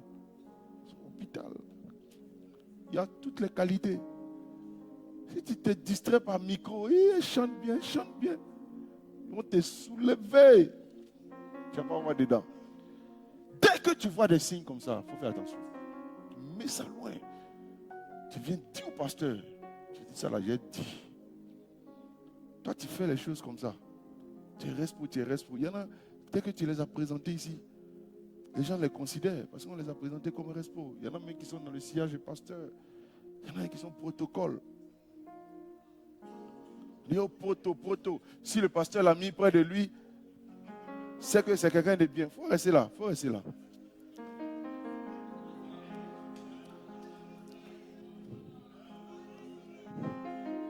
Alléluia. La sœur a détruit la vie de la petite. Quand l'affaire même a truc, puis petit à petit, elle a été restaurée. En temps, la sœur a disparu. Voilà. Parce que quand ils savent qu'on va les découvrir, on va découvrir ce qu'ils font, ils disparaissent. Faites attention. Une action peut détruire ta vie. Il y en a même qui sont des mystiques. Ils savent la valeur des rapports sexuels. Dans l'église à venir, prends ton étoile. Depuis que tu as eu des rapports avec lui, tu n'as plus de vie, tu n'as plus de substance, tu ne te retrouves pas. On sait, dans ta jeunesse, on voyait le potentiel que tu as. Mais depuis un bon moment, tu n'as plus de substance. Il y a quelque chose que tu as perdu. Tu sens que tu as perdu quelque chose. Si tu remarques bien, c'est depuis cette relation. Mais ça a commencé par des flirts. Et il a fait ça aussi, il a disparu de l'église. Souvent même, c'est un pasteur. Souvent, c'est un pasteur. Père spirituel. Qui abuse. Soyez vigilants. Que Dieu nous aide. Soyez vigilants. Moi, je pense que quand quelqu'un est honnête, qui a de bonnes dispositions, Dieu le garde. Souvent, beaucoup tombent dans le péché facilement parce qu'eux-mêmes, ils aiment. Ils ne prennent pas garde. Tous ces éléments donnés, mais parce que c'est Dieu. Oh, c'est des clés qu'on donne pour te préserver. On dit, sachez posséder votre corps. C'est des éléments. Quand on dit sachez posséder, ce n'est pas une lutte. C'est des éléments que tu vois. Tu sens que si tu n'as pas pris certaines dispositions, ça peut t'emmener ailleurs. Donc tu ne vas pas. Tu veux pas? Ne soyez pas oisifs. Soyez actifs dans votre église. Un des grands rois du nom de David. Vous savez comment il est tombé avec Bathsheba? Il y avait la guerre, lui n'est pas parti en guerre. Un grand homme. On dit la femme là, c'est la veille. Je ne sais pas comment il a fait pour voir la femme de loin. Alléluia. Quand tu ne fais rien là, c'est là que tu vas voir les gens. Quand tu es occupé là, tu n'as pas le temps de te laisser distraire par beaucoup de choses. Ne vous embrassez jamais sur la bouche. Moi, mais je t'encourage à ne même pas t'approcher ici. Oui. Tu te connais? Tu te connais? Il y en a même baiser sur ta nuque, même ça te fatigue. Mais pourquoi tu veux que ça vienne jusqu'à ici? Hein? Tu te connais? On va commencer. Alléluia. Ne vous caressez pas. Ne vous faites pas d'attouchement. Tu n'es pas en fer, ni en acier. Alléluia. N'allez pas ensemble à la plage ou à la piscine en maillot de bain.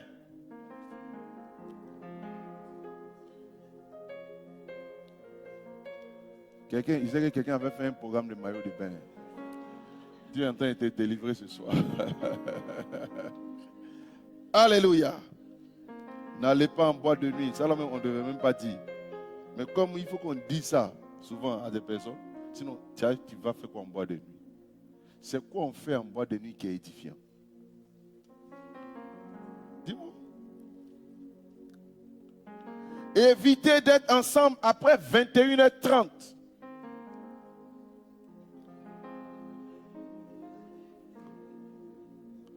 Alléluia. Ne regardez pas les mêmes images pornographiques ou érotiques. Si un frère t'envoie une image pornographique, tu le bloques à jamais.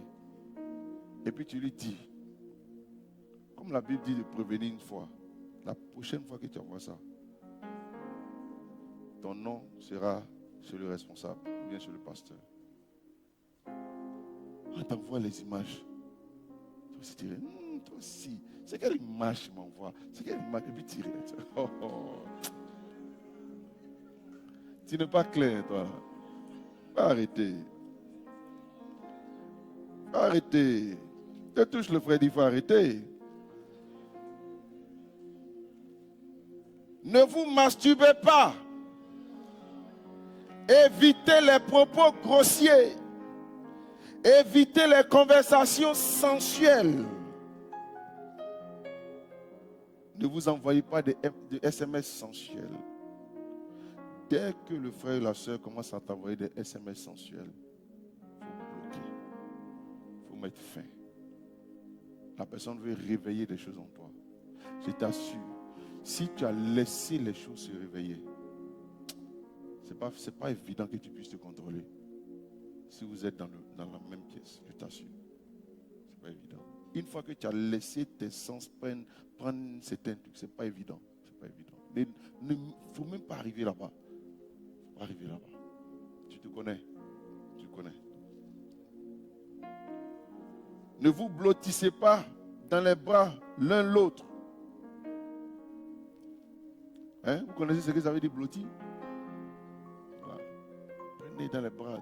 Ah, il y a quoi? Il y a quoi? Tu as pu enfants des gens comme ça. C'est pas ta femme. Pourquoi tu veux la réchauffer? Faut arrêter. Habillez-vous décemment. Habillez-vous décemment. Les jupes courtes, les pantalons courts. Bon, c'est vrai que dans l'église, on voit de moins en moins les garçons faire taille basse et tout ça. Je pense que, voilà. Mais les jupes courtes là, de temps en temps, on en voit. Hein? Voilà. Surtout quand tu sais que tu es en forme. C'est quoi ces habits moulants que tu nous envoies ici? C'est quoi ça? Faut arrêter. Faut arrêter. Elle te voit dans un habit bidon et prendre pain. Donnez-lui pain. Devant tout le monde. Évitez les danses collées serrées. Fais pas zouk avec la sœur. Fais pas zouk avec le frère. Évitez tout acte anodin capable d'éveiller chez l'autre des désirs sexuels. 100% des personnes qui ont chuté avec leur cheminant ont enfreint au moins une de ces règles.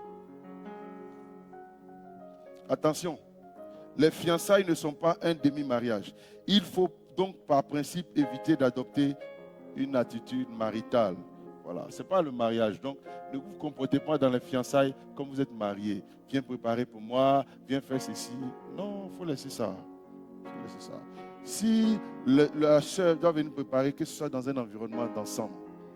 Plusieurs sœurs viennent ensemble, on prépare, on mange ensemble. Mais elle seule, elle va venir chez toi pour préparer, comme c'est ta femme. Pourquoi?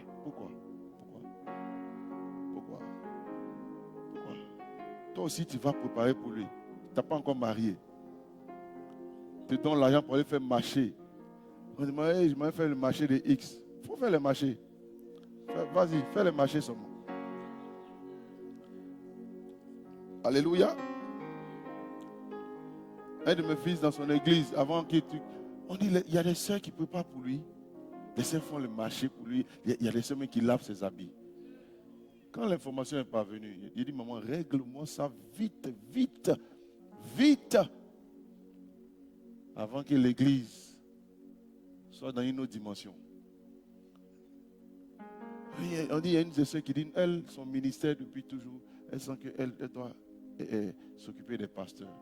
Il dit, moi, depuis que tu étais ici, il ne t'a jamais vu venir me laver mes habits. Tu n'as jamais lavé l'habit de ta maman aussi, maman pasteur. Donc c'est là-bas, là, maintenant tu as eu le ministère de laver les habits des gens. Il faut m'arrêter ça. Vous n'êtes pas clair, vous là. Alléluia. Arrêtez ça.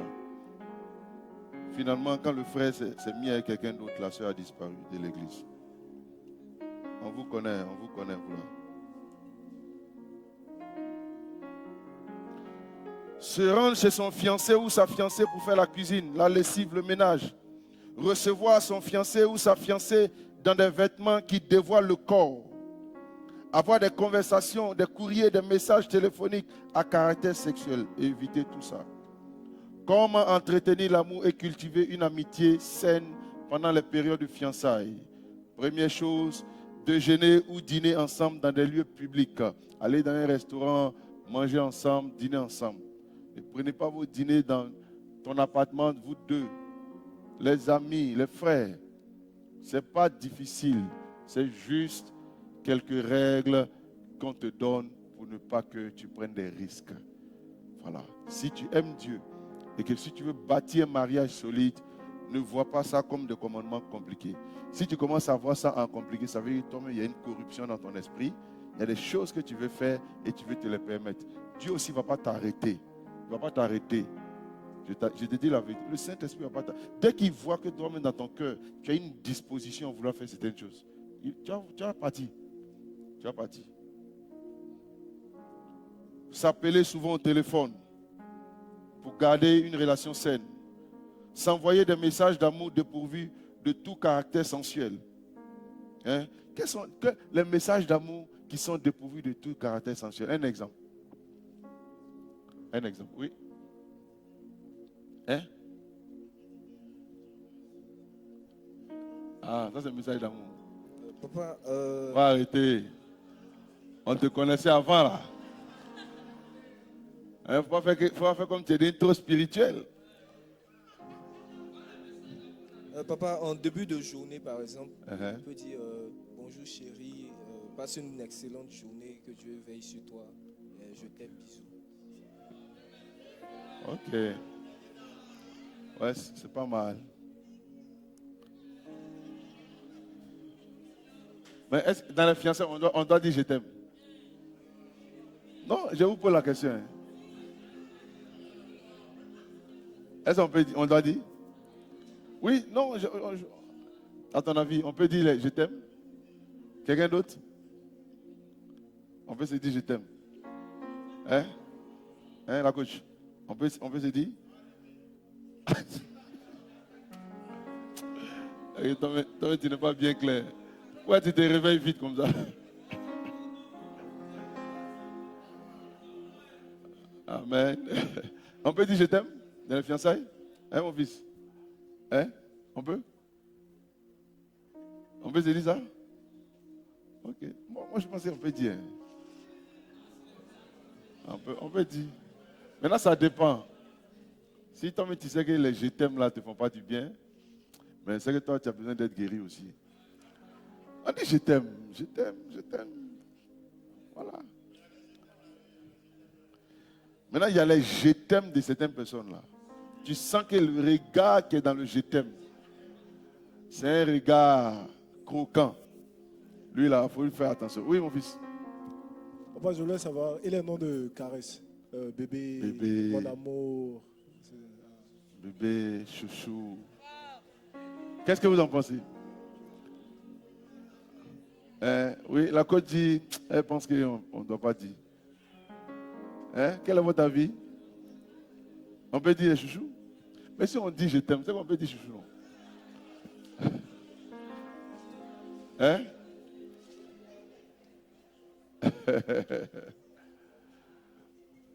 Bon, en fait, on peut pas, je pense qu'on ne peut pas mettre de loi, mais jugez-en vous-même. Si, quand ton fiancé te dit chouchou bébé, si ça te met pas trop à l'aise, tu peux lui faire la remarque. Voilà, il peut donner un autre nom qui. Voilà. Sinon, normalement, dit bébé, en temps normal, ça ne devait rien faire. Mais il y a des gens, quand tu les bébétises, voilà. Donc, c'est à vous de juger. Alléluia. On ne va pas mettre de loi, mais regardez votre relation et puis voyez qu'est-ce qui peut passer. Alléluia. Alléluia. Ok, on va aller rapidement. Porter des vêtements décents lors des rencontres avec le ou le cheminant. S'offrir des cadeaux. Attention à ne pas réveiller vos hormones. Alléluia. Voilà. Donc, j'ai posé la question, comment entretenir l'amour et cultiver une amitié saine pendant les fiançailles? Déjeuner ou dîner ensemble dans des lieux publics. S'appeler souvent au téléphone. Voilà, il faut communiquer, il faut garder le contact.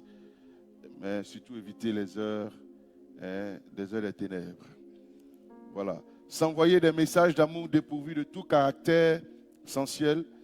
Porter des vêtements décents lors des rencontres avec le ou la cheminante. S'offrir des cadeaux. Voilà. Attention à ne pas réveiller vos hormones.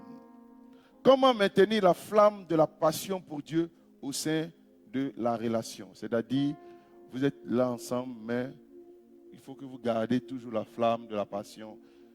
Voilà, pendant votre relation de fiançailles. Voici quelques attitudes à encourager. Prier et méditer ensemble dans un lieu ouvert et dans la journée. Donc, les fiancés doivent prier ensemble, mais vraiment dans un lieu ouvert. Les fiancés doivent servir à l'église et être actifs. C'est très important. Affichez votre foi en Dieu. 3. Avoir et privilégier des groupes d'amis chrétiens. Donc les fiancés doivent avoir des groupes d'amis aussi chrétiens, soit aussi d'autres fiancés chrétiens ou bien des frères. En tout cas, soyons ensemble. Alléluia. Prenez garde aux gens que vous voulez avoir comme fiancés qui ne se plaisent qu'avec des inconvertis. Ça, c'est des signes avec lesquels vous ne devez pas jouer. Alléluia. Voilà. Pas que ce n'est pas lui, pas que ce n'est pas elle, mais ça veut dire que ce n'est pas encore le temps. Il faut attendre.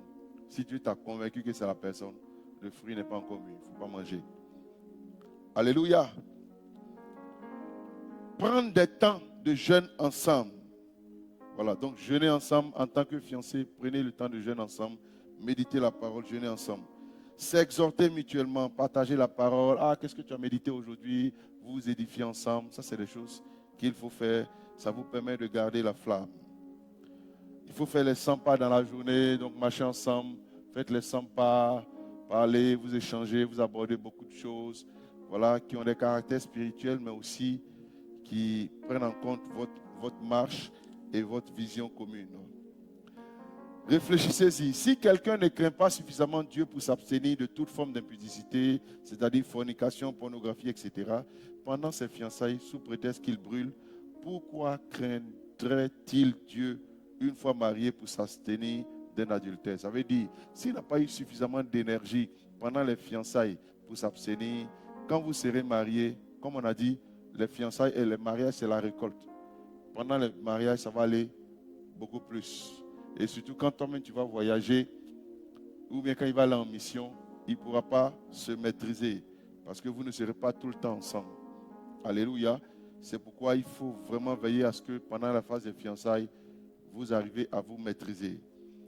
2.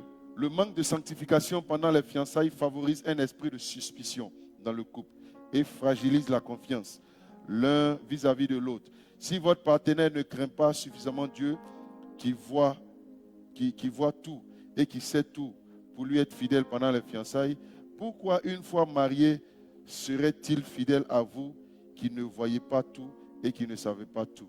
Voyez, donc s'il n'a pas la capacité d'être fidèle à ce Dieu invisible, mais qui sait tout, qui voit tout, toi qui ne peux pas être avec lui partout, il ne pourra pas être fidèle. Donc la fidélité à Dieu va déterminer aussi notre fidélité aux hommes, c'est-à-dire notre loyauté vis-à-vis des hommes. C'est très important. C'est pourquoi cet aspect-là, il ne faut pas jouer avec. Voilà, il ne faut pas jouer avec. Le manque de sanctification, 3. Le manque de sanctification peut entraîner un dégoût l'un pour l'autre. Vous vous souvenez de l'histoire de Amnon, après avoir couché avec Tamar, sa sœur en a été dégoûté. Le gars disait qu'il l'aimait, il ne pouvait même pas manger, il maigrissait. Mais dès qu'il a fini de coucher avec sa sœur, il en a eu le dégoût. Voyez? Quand quelqu'un finit de coucher avec toi, il n'y a plus la même ferveur. Il a déjà découvert le trésor. Alléluia. Voilà, il a déjà découvert le trésor. Ce qui faisait la valeur, il a déjà goûté. Donc tu es venu briser quelque chose. Tu es venu briser quelque chose. Surtout si tu as pris ta virginité, il est venu casser quelque chose. Donc il ne faut même pas que vous en arrivez là. C'est pour cela que c'est le jour du mariage qu'il doit te découvrir. Il ne doit pas voir ta cuisse, il ne doit pas voir tes parties. Il faut cacher, il faut être mystérieuse. Il faut être mystérieuse. La femme, elle est mystérieuse. Voilà, il faut être mystérieuse. Hein? Toi, tu dégages trop vite. Crée le mystère. Alléluia. La sanctification, le point 4, la sanctification dans les fiançailles permet de construire sur les fondements solides. Les futurs mariés se connaissent mieux et partagent des choses beaucoup plus profondes. Alléluia. Donc quand vous gardez des flirts, de toutes ces choses pendant les fiançailles, vous êtes en train de bâtir sur du solide. Alléluia. Alléluia.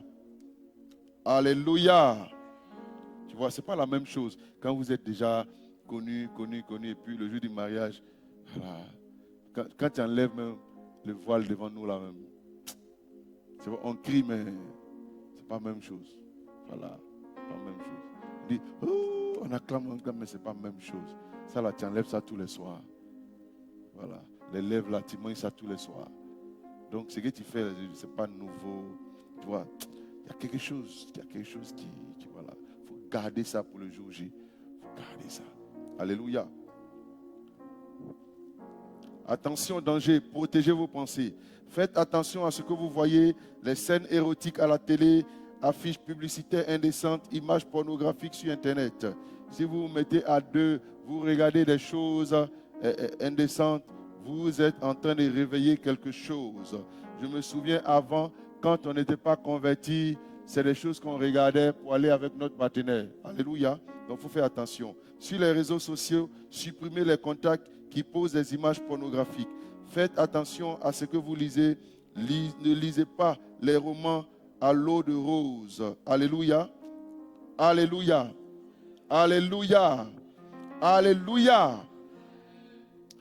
Dans le cas où les relations impudiques, où la relation est impudique, une pause s'impose. Le temps pour chacun des deux cheminants de s'approcher de Dieu et de reconsidérer les bases de la relation.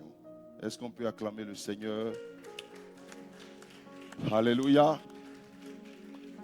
Alléluia. Une seule prière. Seigneur, mets dans mon cœur ta crainte. Permets-moi de t'aimer et d'honorer ta parole. Donne-moi de te valoriser au-dessus de tout. Donne-moi de voir toutes ces instructions comme une aide pour moi à faire ta volonté. Prions ensemble le Seigneur. Merci Père, merci pour ces instants. Merci pour tous nos bien-aimés qui sont en ligne, qui nous suivent. Seigneur, depuis le début de cette formation, merci pour nos bien-aimés en présentiel. Oh, vous tous qui me suivez en ligne, priez avec nous, prions ensemble, prions pour notre cœur. De là où vous êtes, prions pour le cœur. Demande au Seigneur de te garder. Si Dieu t'a accordé la grâce d'entendre ces enseignements, c'est parce que le Seigneur veut te garder de la chute, veut te garder de certaines erreurs. Dis Seigneur, mets ta crainte dans mon cœur. Donne-moi de prendre au sérieux tous ces messages, tous ces enseignements, parce que tu veux me donner de bâtir sur du solide. Que mes fiançailles, que mon célibat, que ma période avant mariage soit saine. Que tu prennes plaisir dans cette phase, afin que le mariage soit vraiment une bénédiction. Je ne veux pas semer de mauvaises semences. Je ne veux pas semer des semences d'impudicité. Pendant que tu me suis, demande encore la grâce de Dieu. Si tu as fait des erreurs, demande au Seigneur pardon. Il dit, celui qui les avoue et les délaisse obtient miséricorde. C'est la grâce que nous avons en Christ. Jésus nous pardonne. Dieu nous fait grâce. C'est pour cela que le sang de Jésus a coulé. Alléluia. Mais celui qui les cache, celui qui ne peut pas prospérer. Ce soir, c'est l'occasion encore de demander pardon à Dieu, de lui parler de ce que tu as vécu et de lui demander sa grâce afin de t'aider dans la nouvelle dimension. Père, merci d'étendre ta main. Merci de nous aider. Merci Seigneur d'aider ton peuple. Merci de nous soutenir. Merci pour tous ceux qui ont fait des erreurs. Je crois qu'au travers de cette formation, de ce culte, de cet enseignement, tu les aides, Seigneur, à répartir sur de nouvelles bases. C'est vrai qu'il y a certaines actions que nous posons dont les conséquences sont quand même assez difficiles à gérer. Mais tu es celui qui te sert de tout pour glorifier ton Saint-Nom. Merci, Seigneur Dieu, de ta grâce qui est à l'œuvre. Si quelqu'un était sur le point, Seigneur, d'être négligent et négligente dans certaines situations concernant le sexe opposé, je prie que tu lui donnes de réaliser l'importance d'être sérieux, d'être ferme, Seigneur, dans ses rapports vis-à-vis du frère ou de la sœur. Merci de ce que, Seigneur Dieu, tu nous donnes de bâtir des relations solides, des fiançailles que tu agrées, des fiançailles, Seigneur Dieu, qui touchent ton cœur. Alors que ces bien-aimés passeront au stade du mariage, tu pourras dire, voici le couple selon mon cœur. Ils ont marché dans mes voies. Merci de tendre ta main. Donne-nous de bâtir sur du solide, des fiançailles solides, des relations solides pour la seule gloire de ton nom. Nous voulons être des modèles, non seulement dans le ministère, dans le travail, mais aussi dans le mariage. Ce n'est pas dans l'église qu'il doit y avoir des divorces, des séparations. Nous prions, Seigneur Dieu, que tu étendes ta main, que ces enseignements, Seigneur, portent du fruit dans nos cœurs, dans nos vies, au nom puissant et précieux de Jésus-Christ. S'il y a une main de l'ennemi qui veut travailler, nous prions que cette main-là soit brisée, que toute semence qui n'est pas de toi en nous soit ôtée au nom de Jésus-Christ. Merci pour la victoire que tu nous accordes. Merci pour ta grâce qui est à l'œuvre. Merci Saint-Esprit. À toi la louange, à toi la gloire, à toi la magnificence au siècle des siècles. Au nom de Jésus-Christ de Nazareth, nous disons ensemble Amen et nous acclamons le Seigneur. Alléluia. Alors, pour l'instant, il y en a, les ouvrages sont disponibles. Donc, inscrivez-vous auprès de Fabienne. Voilà, Fabienne est là. Hein, lève-toi. Voilà, Fabienne. Et puis, voilà, vous pouvez les avoir. Je sais même pas combien. C'est combien? C'est combien? Hein? Combien? C'est sûr? C'est sûr, hein? Ok, donc inscrivez-vous. Les ouvrages sont là. Avant que ça ne finisse, c'est vraiment puissant. Voilà, avec des exercices. Donc c'est vraiment ton manuel. C'est un manuel. Donc tu as ça. Et puis bon, tu apprends et tu te formes. Que Dieu vous bénisse. Alors, on va dire merci au Seigneur. Est-ce que ce culte a fait du bien? Voilà. On va bénir le Seigneur avec nos offrandes. Alléluia. Apportons nos offrandes au Seigneur. Amen. Oui. Nous allons dire au Seigneur que nous voulons le voir élevé comme un étendard sur nos familles, sur nos Amen. différents couples, sur nos futurs couples et nos futurs foyers. Amen. Amen. Nous voulons voir Jésus élevé comme un étendard sur ce pays pour montrer à tous la vérité et le chemin vers le ciel. Nous voulons voir Jésus élevé comme un étendard sur nos familles pour montrer à tous la vérité et le chemin vers le ciel. Tous ensemble. Nous voulons voir Jésus élevé comme un étendard sur nos familles pour montrer à tous la vérité et le chemin vers le ciel. Nous voulons voir Jésus élevé comme un étendard sur nos familles pour montrer à tous la vérité et le chemin vers le ciel. Nous voulons voir. Nous voulons voir. Nous voulons voir. Nous voulons voir Jésus élevé. Nous voulons voir. Nous voulons voir. Nous voulons voir. Nous voulons voir Jésus élevé. Pas à pas. Pas à pas, allons de l'avant, peu à peu gagnons du terrain. La prière est notre puissance, les murailles s'écroulent à terre, à terre, à terre. Nous voulons voir Jésus élevé comme un étendard sur ce famille. Montrer à tous la vérité et le chemin vers le ciel. Nous voulons voir. Nous voulons voir. Nous voulons voir. Nous voulons voir Jésus élevé. Une dernière fois, nous voulons. Nous voulons voir. Nous voulons voir. Nous voulons voir Jésus élevé. On peut acclamer le Seigneur. Merci Seigneur qu'il en soit ainsi. Que tu sois élevé dans nos fiançailles, nos mariages, Seigneur, nos célibats, à quelque niveau que ce soit, que ton règne soit manifesté. Merci pour ces offrandes. Seigneur, ceux qui ont emporté en ligne comme en présentiel, merci de recevoir chaque don et tends ta main de grâce et de bénédiction. Que ces enseignements portent du fruit au nom de Jésus-Christ. Amen. Amen. Que Dieu nous bénisse, que sa grâce soit avec nous. Donc l'information de la saison, c'est nos 50 jours de jeûne. Dis Amen.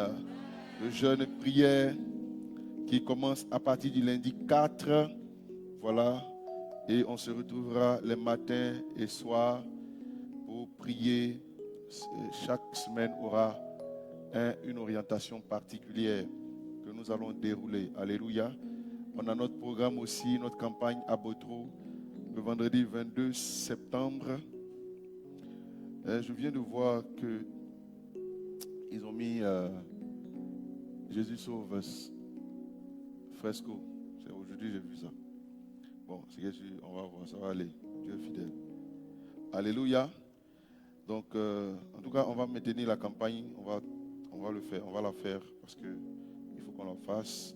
Le robot a besoin de voir Jésus. Voilà, donc don de sang le dimanche 24 septembre au sein de l'église. Voilà, condition être âgé de 18 ans au moins et faire 50 kg au minimum. Ah bon, hein? Donc les gens minces là, ils ne peuvent pas donner le sang. D'accord. Venez à jeun. Alléluia. 50 kg. Ouais, c'est bon quand même. Ok. Donc on doit venir à jeun. Si tu dois donner ton sang, il ne faut pas manger. Voilà, donc ça fait partie des conditions.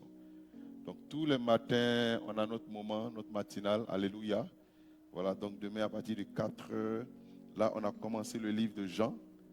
Voilà, les 5 premiers chapitres. En tout cas, je vous encourage, connectez-vous, alléluia. Voilà, puissant moment Et là, on est en train de finir les évangiles. Voilà, tous les matins. La semaine passée, c'était Matthieu. La semaine dernière, c'était Luc. Cette semaine, c'est Jean. Voilà. Et puis, en tout cas, Dieu nous fait grâce. Amen. Que Dieu vous bénisse, que sa grâce soit avec vous, que sa protection divine soit votre partage. Excellente soirée, excellente nuit. Dans tous les véhicules que vous allez emprunter, que le sang de Jésus vous couvre, que Dieu vous garde, que Dieu garde vos maisons, que Dieu garde vos familles, que les anges de Dieu campent autour de vous. Au nom de Jésus-Christ de Nazareth, allez en paix. Quelqu'un dit un puissant amen au nom de Jésus-Christ. Amen. Je salue tous nos bien-aimés en ligne. Que Dieu vous garde aussi. Amen.